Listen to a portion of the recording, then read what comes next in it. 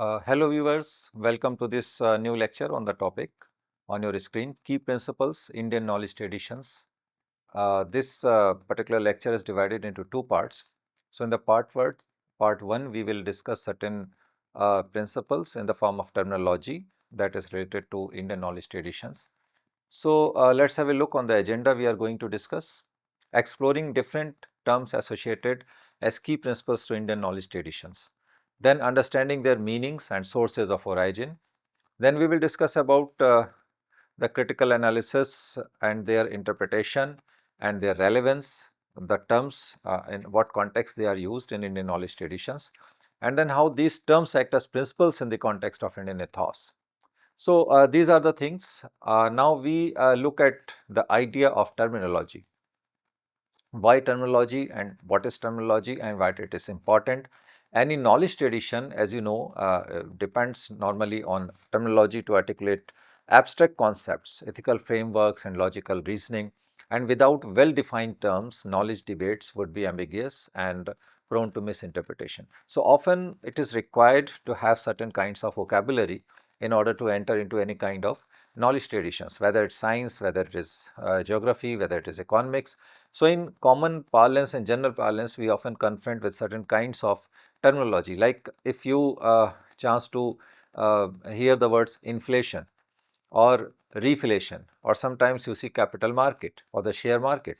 So, these terms are specific to the discipline of economics. In the same way, if you just listen about the certain like monsoon, it's a word, the term that is used in geography. In the same way, cirrus, cumulus, nimbus, these are the names of the different clouds.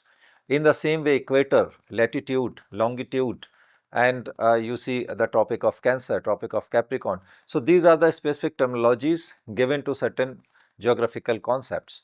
So, in that way, in physics and chemistry, we often have certain terminology, like you see cell.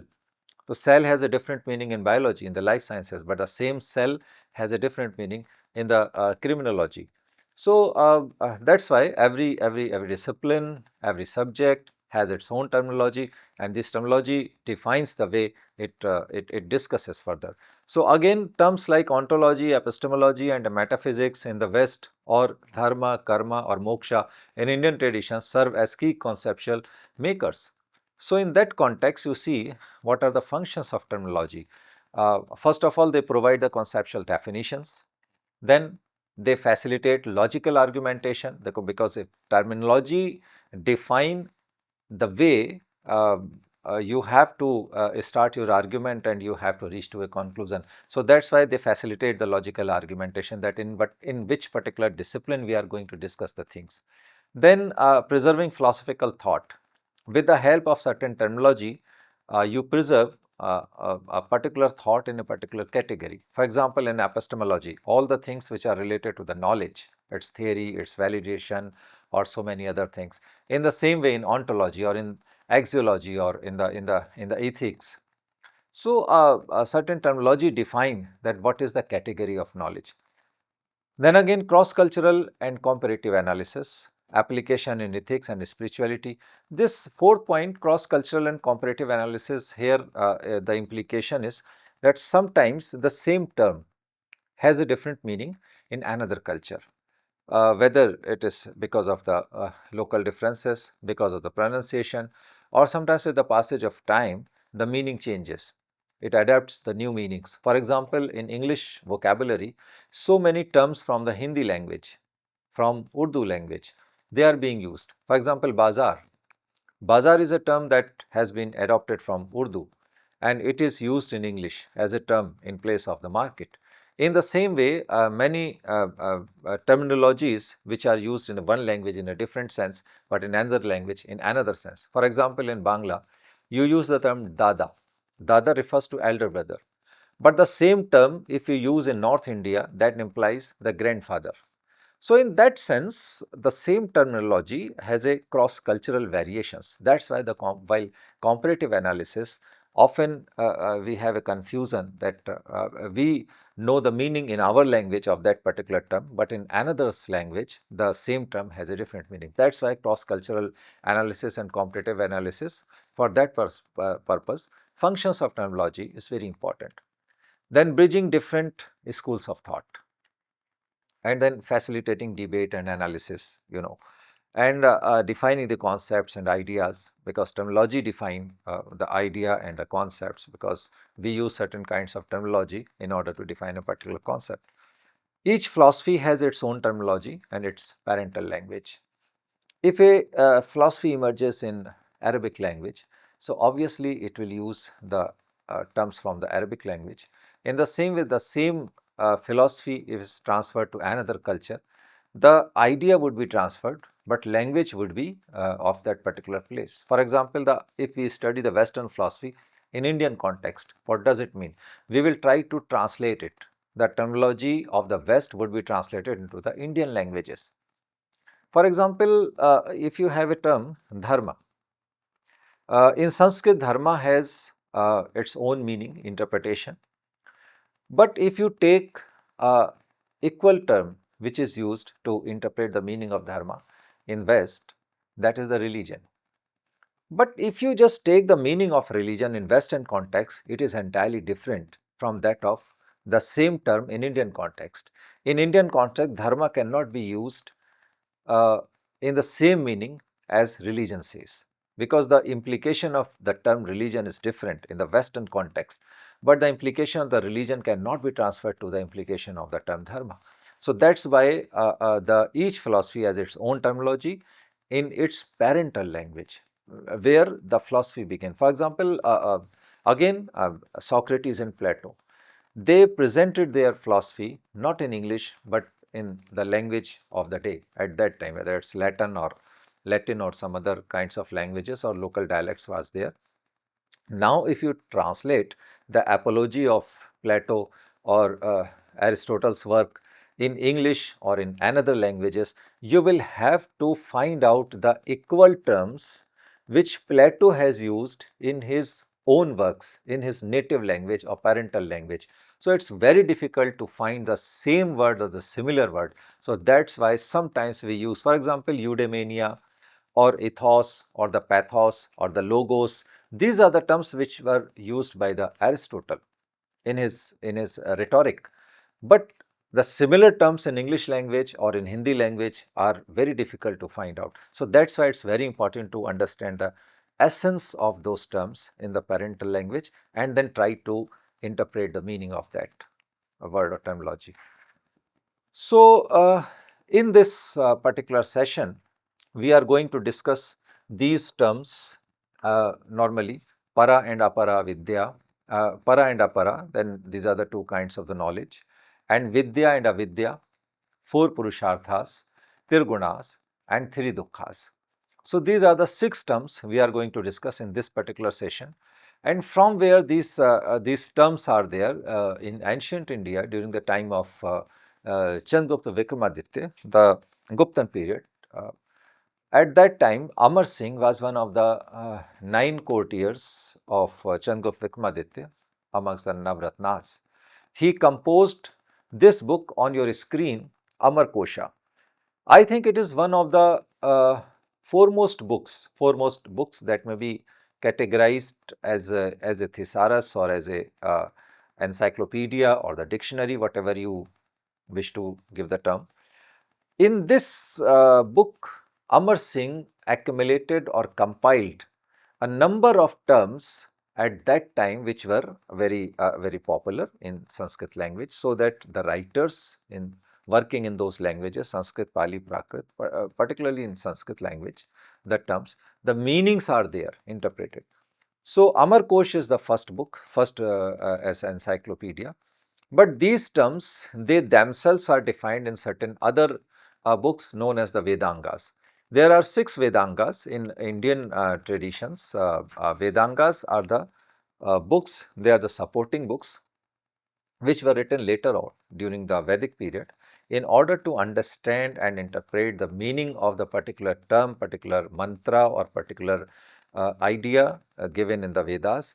They talk about the pronunciation, they talk about the origin of the terminology, they talk about the grammar or the poetic diction and so on, and the time and karma kanda, that is something related to the rituals. That's why 6 categories are there of the Vedangas: shiksha, kalpa, vyakaran, nirukta, chand and jyotish. So here shiksha doesn't mean education, rather shiksha refers to the art of pronunciation. In the same way, kalpa, vyakaran, grammar, nirukta, that is the etymology, the origin of the terms. So we will discuss all these things in some forthcoming lecture. So here these are the sources, Vedanga and Amarkosh, of these terminology. And apart from these books, some terms have been taken directly from the Vedic sources like Vidya, Para-Apara, four Purusharthas, three dukkhas. They have been directly taken from the text itself, and we will try to explore the meaning of these terms. Like if you see Para and Apara, so the Upanishads mention two kinds of knowledge. Shaunaka was a rishi, a man of reputation, uh, approached seer Angiras. He met another rishi, Angiras, and Angiras was also the guru of Lord Krishna. So, when Shaunaka reached to Angiras, and he prepared for learning from him and asked, "What, sir, is that thing by knowing which all this becomes known?" Then he explained it. So, Shaunaka asked the rishi Angiras that if just tell me that kind of knowledge after which we don't need any further knowledge. So, he wanted to know the ultimate knowledge in that sense. Then this discussion appears in Mundaka Upanishad. Some symbolic picture is on your screen. And in another instance in Chandogya Upanishad, Narad approached to Sanat Kumar and requested, here Narad is the seeker of knowledge and Sanat Kumar is a very renowned rishi. He requested him to show the right path of knowledge. Again the same question but in a different flavor. The discussion ends into the realization about two kinds of vidyas, para and apara. So, these two terms have their references in Mundaka Upanishad and the Chandogya Upanishad. So, out of the discussion between Shaunak and Angiras and as well as Narad and Sanat Kumar, we came to know about these two categories of knowledge. What is apara? What is the subject matter of apara? A kind of knowledge to understand the apparent phenomena of existence through the senses and the intellect. Conventional, ritualistic and scriptural knowledge that deal with the material world, or it is lower as it pertains to empirical and transient matters. It includes 10 Vidyas, all 4 Vedas and the 6 Vedangas, what we have just discussed, Shiksha, Kalpa, Vyakaran, Niruk, Chand, Jyotish, these are the 6 Vedangas. And 4 Vedas, you all know, Rig Veda, Yajur Veda, Samveda and Atharva Veda. So, in all there are the 10 Vidyas, they are the part of the lower knowledge. In that sense, because if you use that knowledge for the material world, same knowledge will be the source of Para-Vidya also, but it depends on the methodology and the usage of the knowledge. So, in that sense, you see the 4 Vedas and 6 Vedangas on your screen. Then again you see Para-Vidya, that is beyond wisdom. Whatever you can learn with the help of the sense organs or by the utilization of your intellect. Out of that, if you just apply your some other sources, here in a hierarchy out of the discussion as mentioned in the Chandogya Upanishad and Mundaka Upanishad, the knowledge in words, these are the categories of knowledge, how you move forward from the physical form of knowledge or from the what you called in Islamic philosophy of education, the ilm zahir and ilm batin, the hidden knowledge from concrete to abstract in that way.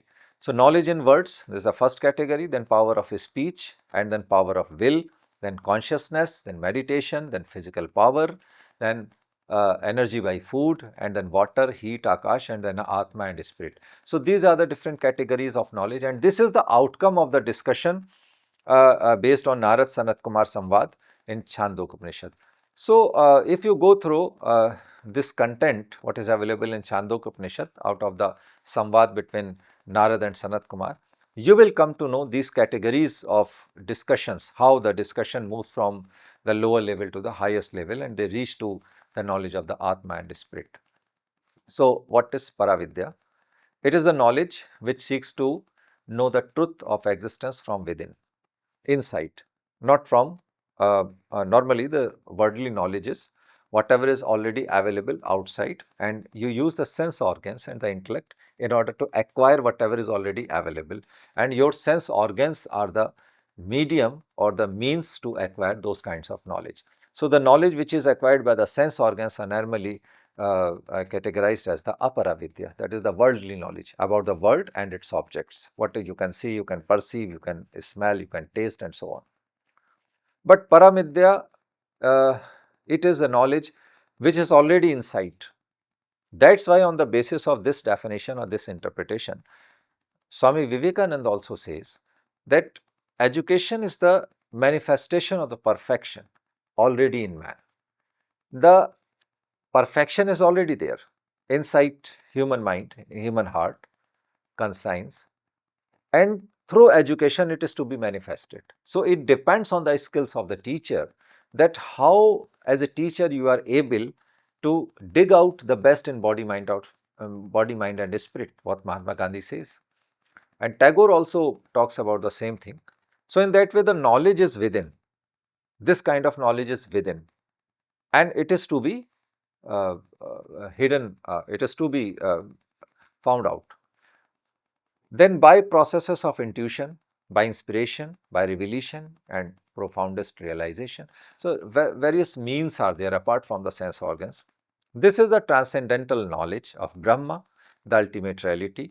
It is experiential, direct and transformative, no mediation in between. Sources are not sense organs, rather beyond them. A clean and pure mind can concentrate upon truth. That's why mind should be very clean, heart should be very clean, conscience should be very clean, and so on. So truth shines in the heart of the heart. That's why every heart has its own heart. That is the purest form. So these are the implications for Paravidya. That's why they are the beyond wisdom. They are beyond the wisdom. Then second category, second terminology is Vidya and Avidya. Avidya is the knowledge of multiplicity and it's diversified.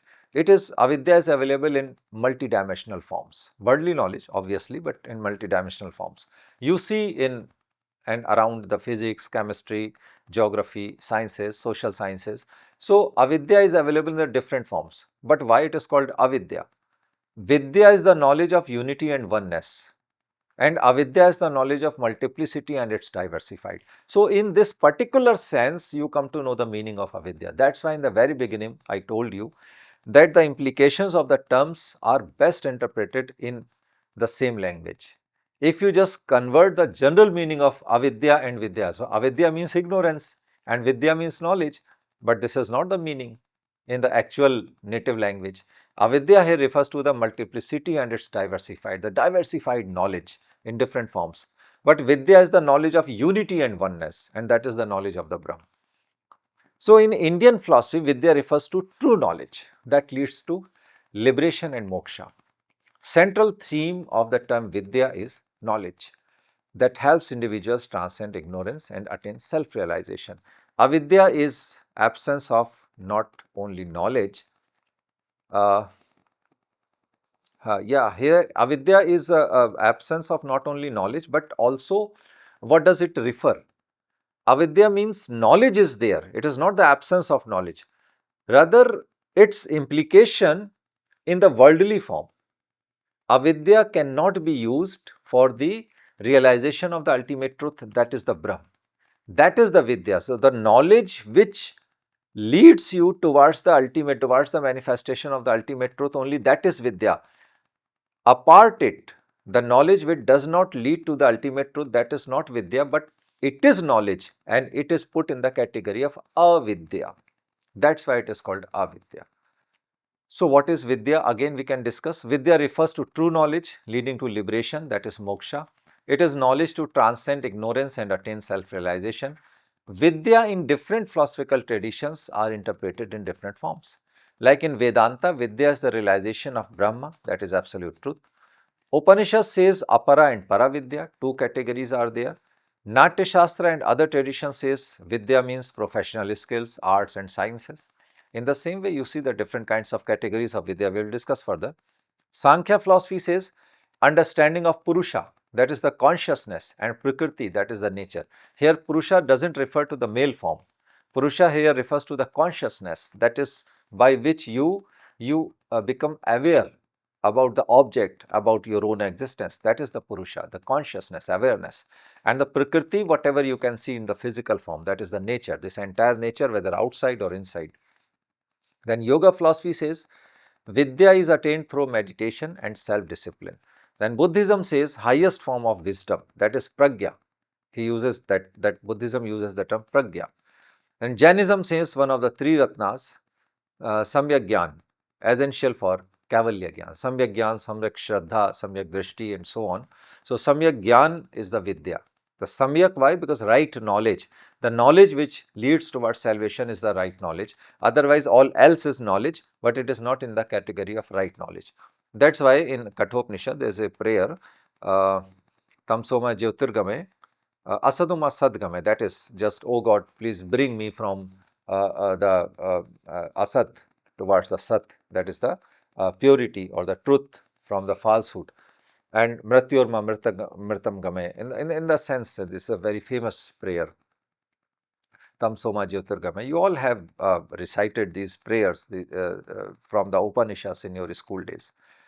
Then four popular Vidyas in ancient India were basically uh, Trividya, the knowledge of the three Vedas, Rig Veda, Yajurveda and Samveda. Sometimes Atharveda was also included later because Atharveda was composed of all four Vedas.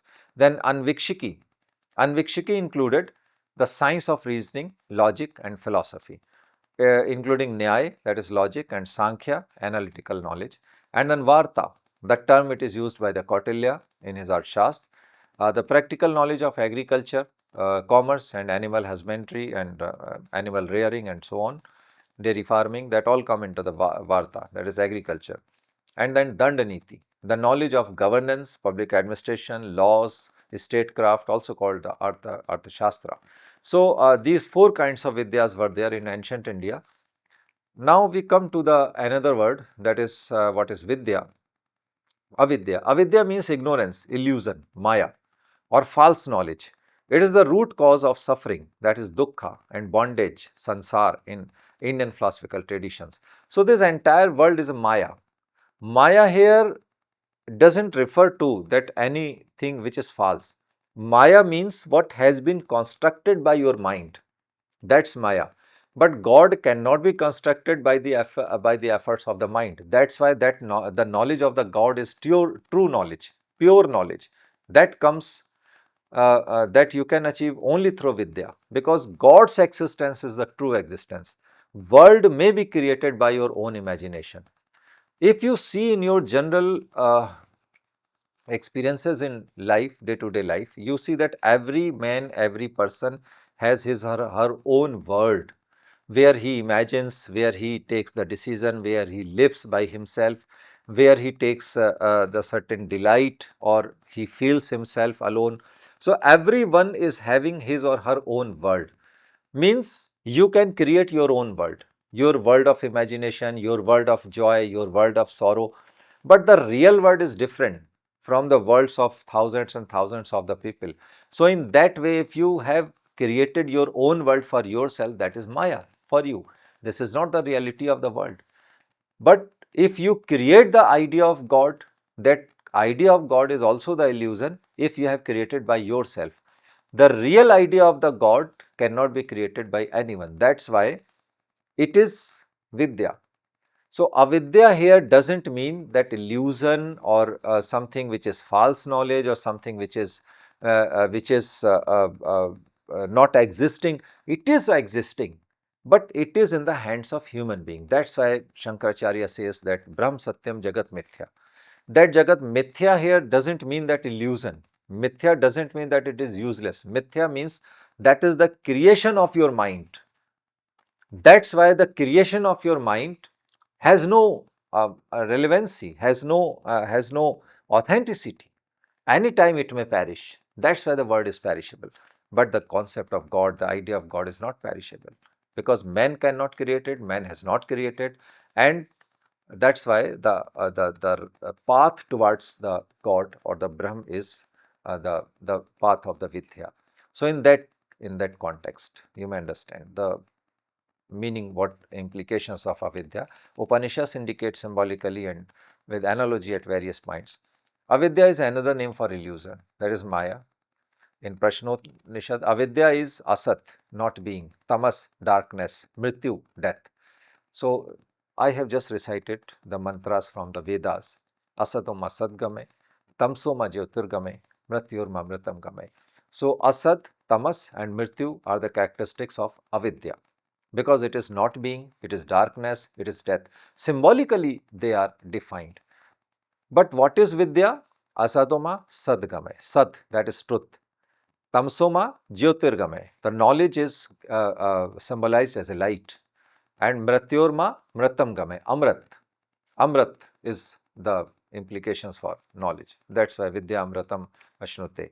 That is another very important adage from Upanishads. Avidya is illusion that veils the truth. Chandogya Upanishad says, avidya is not which a man has to untie for realizing the truth. Mundaka Upanishad. So, in order to understand the truth, you have to open the knot of the avidya. Brahm Satyam Jagat Mithya, Jivo Brahmeva Napara. The world is illusory, like a dream. When we dream, everything seems real. People, events, emotions, but when we wake up, we realize that it was an illusion. This is the nature of the God, nature of the world, what Shankaracharya defines. Now, in other philosophies, like in Jainism, man is trapped by four kashayas, passion due to avidya. What are these four kashayas? They are the bondages: krodh, man, maya, and lobh, anger, pride, deceit, and the greed. So these are the things which are like the fetters in the way of human being that hamper towards leading towards the real knowledge. These kashayas bind the soul to the cycle of birth and rebirth. The ultimate goal in Jainism is to overcome all kashayas through right knowledge, samyak gyan, right faith, samyak darshan, and right conduct, samyak charitra. And they all lead to liberation.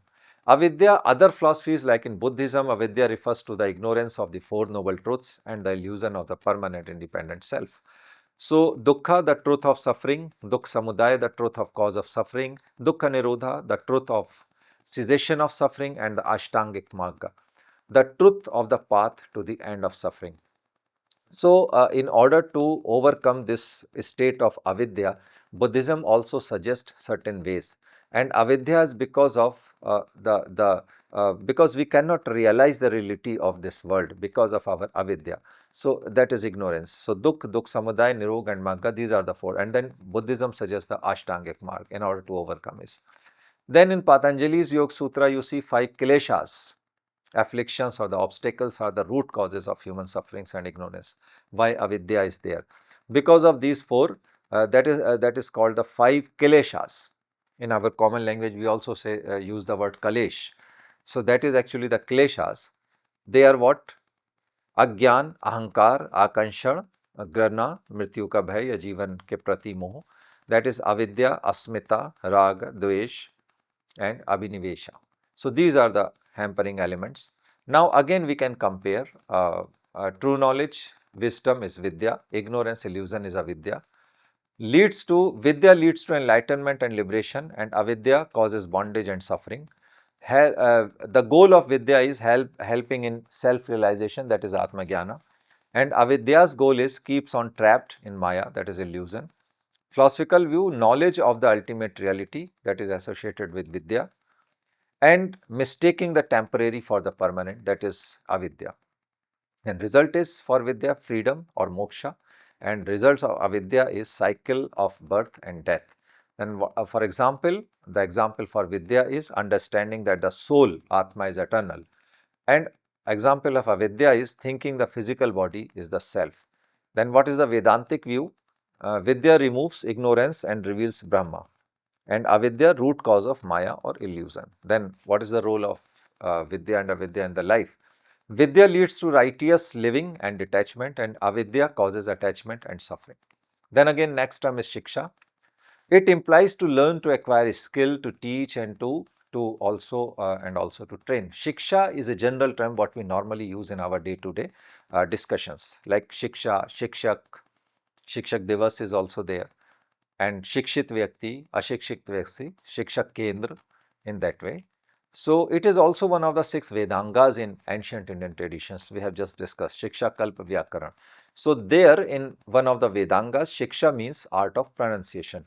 But here Shiksha also means in Amar Kosha, Shiksha means to learn, to train, or to teach. Shiksha as Vedanga refers to the art of pronunciation. In modern context, shiksha is a synonymous of education. It also defines a portfolio of education in modern political system as shiksha mantri or the shiksha mantralaya. So, in that sense, we also use the term. The term also refers to define the democratic rights of education or unions for educational rights at Shiksha Ka Adhikar or Shikshak Sangha. We also celebrate Shikshak Divas. Rabindranath Tagore founded two schools for children, Patha Bhavan and Shikha Satra. In Bangla, it is called the Shikha. Otherwise, in northern India, it is called the Shiksha in Hindi language. So, in Shantiniketan, this is one of the names of the two schools, Patha Bhavan and Shikha Satra. He established it in 1901. Then another term is four Purusharthas.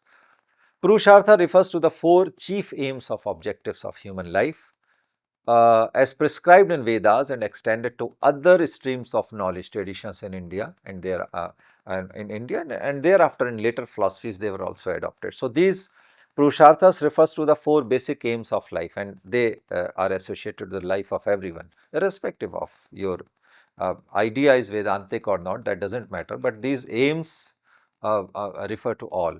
Dharma, Artha, Kama and Moksha. These four are the basic aims of life and they are associated to the life of everyone. Dharma, righteousness or the moral duty. The meaning of dharma is the ethical foundation of life. It stands for righteousness, moral values and one's duties in accordance with cosmic law. For example, a teacher imparting knowledge honestly, a king ruling justly, or a student obeying the teacher, they are all following the dharma. The dharma is the duty and righteousness. We discussed in the very beginning that dharma, religion is not the right translation of the term dharma. Philosophical essence is dharma sustains the order of the world, that is dharayati iti dharma. That which upholds is dharma. So, dharma is the essence sometimes and it upholds something. The entire universe is existing because of the dharma. And then you see the Bhagavad Gita emphasizes performing one's swadharma, that is own duty, sincerely. When Bhagavad Gita says karmanyeva adhikaraste, so what does it mean? That Gita says that swadharma is more important is here. Then meaning of dharma is upholding and sustaining order. At its core, dharma is that which upholds, supports and sustains the created universe, ensuring it does not fall apart. Then righteousness and moral law, duty and social responsibility, natural order or natural return. Dharma also denotes the inherent nature of things or their nature state, such as the water being liquid and cool. So, it also refers to the essence. For example, the dharma of water is shitalta. Dharma of Agni, that is the fire, is the heat or light. In the same way, the dharma of the human being is what is humanity. So, in that way, dharma is the essence of any object. A way of life, dharma is also a way of life. Dharma can describe a complete way of life or an ethical code of practice that promotes harmony, that is shikshak dharma or the sadhu dharma. In the same way, spiritual path, it can refer to the spiritual path or a process of aligning oneself with one's true natural state leading to spiritual liberation. Or dharma in one sense, in a specific sense, also refers to the religion, the way of worshipping, the way of associating oneself with a particular faith and its rituals. That also defines in the meaning of dharma. While distinct from regular singular religion, it is not the actual translation of the term religion. In certain contexts, dharma can be used to refer to the eternal way of life known as the Sanatan dharma. That is means the dharma which has been the ways of life has been initiated, means which was initiated in time immemorial. There was no beginning and no end. That is, if you do not know the beginning of a point where it was started, that is called the Sanatan. Just like a perennial river that is flowing continuously and you do not know the source of that river. So, that is known as the Sanatana. So, in that way, which is continuous, perennial in nature, it has no beginning, that is just like a circular motion, that is called Sanatan. So, a particular way of living, that also comes in that category, which is the foundation of particularly the Hinduism. And then four Purusharthas, another is the Artha, material prosperity or wealth. Meaning is Artha represents the pursuit of economic well-being, livelihood and social security and so on. Then certain examples are there. Then Kama, desire or pleasure. Meaning is Kama includes all forms of desire, pleasure and aesthetics, enjoyments or both physical and emotional, such as the love, art, beauty, and cultural refinement, and so on. And then moksha is the liberation or the spiritual freedom. The meaning of moksha is the ultimate goal, liberation from the cycle of birth and death. It is the realization of the self, that is Atma, as identical with the ultimate reality Brahma. For example, a sage or seeker who realizes self-knowledge, Atma Jnana, through meditation and renunciation. Then comes the another term, that is Triguna. They come from the Sankhya philosophy, meaning guna. The Prakriti is composed of the three qualities, three virtues. Guna means a quality or constitution of nature, that is Prakriti. In Sankhya philosophy, the concept is like that this entire universe is divided into two broad categories. One is the Purush, another is Prakriti. Purush is the consciousness and Prakriti is whatever you see in the physical form. So, Prakriti manifests itself in the three gun, three virtues or three qualities. So, these three qualities are known as the Trigunas. So, these three are the nature, quality of the nature. If this nature is associated with the human being, then human being is manifested in that nature also, in that category also. So, here what does it mean? We see here. Guna means a quality or constituents of nature. According to the Sankhya philosophy, the entire cosmos and all human personalities are composed of three gunas that determine one's behavior, temperament, and spiritual progress. Prakriti manifests itself in three qualities. These three gunas are sattva, purity, harmony, or goodness. The nature of sat good is light, balance, wisdom, and serenity. Psychological qualities, knowledge, truth, compassion, and contentment. For example, a teacher motivated by love for truth and service, a calm mind devoted to study or meditation. In the same way, another virtue of nature, another quality of nature is the rajas, that is passion, the activity or energy. The nature of rajas gun is dynamism, motion, and desire. Psychological qualities, ambition, restlessness, and attachment, and action and results. So much movement is there. For example, a businessman is striving to earn wealth, or a politician working for power. In the same way, another one of the three qualities is tamas, inertia, ignorance, or darkness. The nature of tamas is inactivity, delusion, ignorance, and confusion. Psychological quality, laziness, negligence, and dulliness. So, these three qualities are also symbolized by these pictures. Sattva Gun, you can see the serenity on the face of Lord Buddha, Mahatma Buddha, purity, knowledge, balance, joy, peace, intelligence. And in Indian philosophy, the color is also used to manifest this particular kind of quality. The color of Satgur is subtle and the color is white. Another is the Rajas, that depicts the activity, action, change, movement, passion, desire. So, here a sportsman you can see, and the stimulating color is red. And again you see in the last picture the tamas, that reflects the inertia, darkness, inactivity, laziness, tiredness, ignorance. So, the color of tamas is black, or it is not a subtle element, it is heavy element.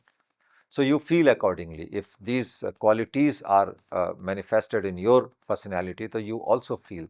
If you are full of the satgud, then you feel subtly lighter. And if you are full of the rajas good, then all time you are full of energy. You just wish to work something, you don't sit idle. And if you are full of the tamas good, then you feel all the time heavy and idleness and laziness and so on. Then last term is the three kinds of dukkha that come from the Buddhist philosophy. Adhyatmic dukkha, internal or personal suffering. Pain originating with the body or mind. Physical example, illness, injury, hunger, or fatigue. So, in Indian philosophy, there are three kinds of dukkha. That is what we have to discuss it. Adhyatmic dukkha and adhibhautik dukkha and the adhidavik dukkha.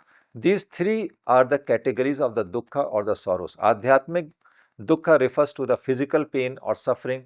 They come from the illness, injury, hunger, fatigue, or mental examples, the anxiety, anger, jealousy, fear. They are all related to your physical body. Then comes the adhibhautik dukkha. They are from because of the environmental sufferings, external or environmental. Your own physical body is not responsible for that. For example, suffering caused by the other beings, human, animals, or the natural calamities which are not in your hand. like violence, theft, insect bites, natural disasters, harm by others, or the flood, and so on. Then adhidevika dukkha, that is supernatural, the cosmic sufferings which are not in the hands of, in the control of a human being, suffering due to unseen or the divine forces like Devi. So, here is the end of the first part of this lecture. See you in the second part of this lecture. Thank you. God bless.